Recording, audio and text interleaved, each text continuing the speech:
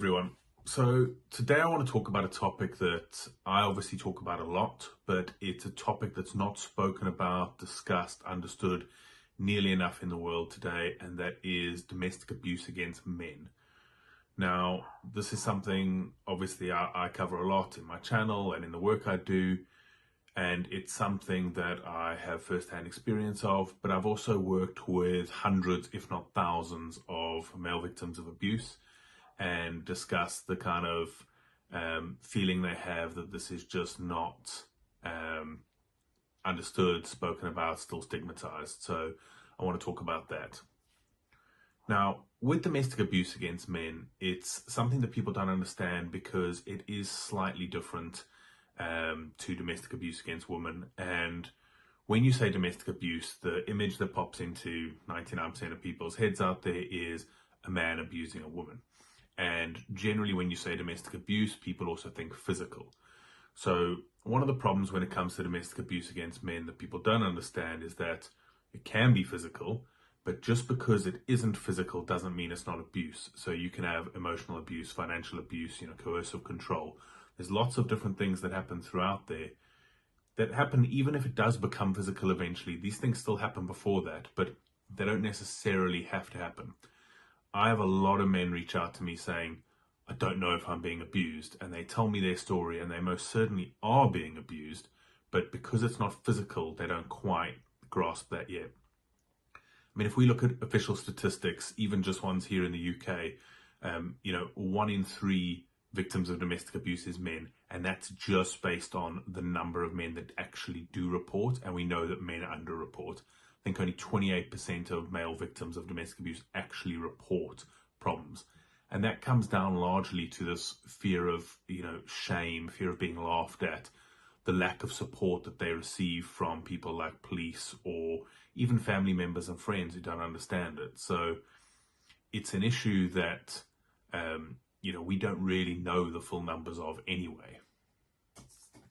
So one of the hardest things I hear and felt myself, but when I talk to men and they say to me, I've survived the abuse, I'm kind of getting out the other side, but what I can't survive is the way people look at me, think of me, etc. It's that, like we said, that stigma, that shame society doesn't understand. The amount of guys who come to me and they say, I went into the police station to report that I was being abused and they laughed at me. I mean, it's just ludicrous that someone is coming forward and saying that this terrible thing has happened to me and they're not believed, they're laughed at, they're made to feel ridiculed, they're made to feel that they shouldn't come forward and talk about it. An example I always try to give to people is, imagine you left work for the day and you came back the next day and you said to everyone, I was in a bank robbery last night. I stopped to draw money at a bank and these guys came in and they were armed and they robbed the place. And I was really scared and they hit me with their gun and, all these terrible things. Almost no one in that situation is going to turn around and go, oh, well, what did you do to make them do that? But when it comes to domestic abuse, that's how it feels. And that's kind of how people react, so it's something being done to you that's wrong. So we really need to try fix this. And a big part of this is trying to get people to understand around domestic abuse against men, the similarities and the differences, understand how they can help people in their lives.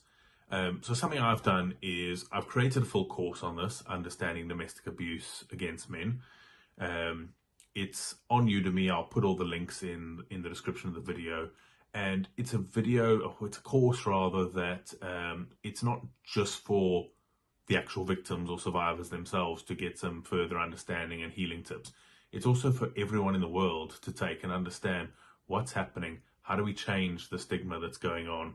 How do we fix this issue where people can't come forward? And one of the things I do personally now with strong men is I've partnered with a domestic abuse against men charity, Abuse Men in Scotland.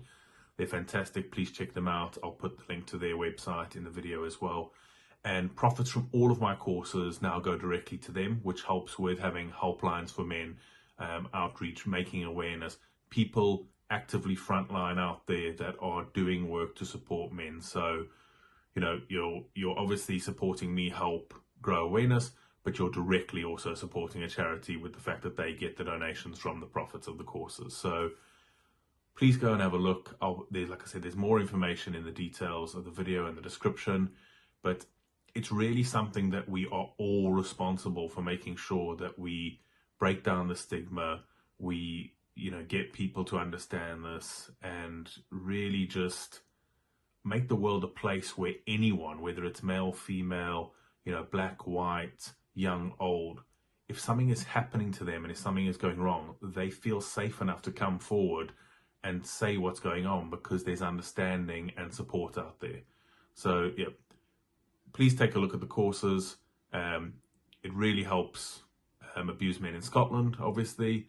It helps get the word out there, but your support is really appreciated, and it just makes a big difference for men to have people out there that understand and can support them. So thank you.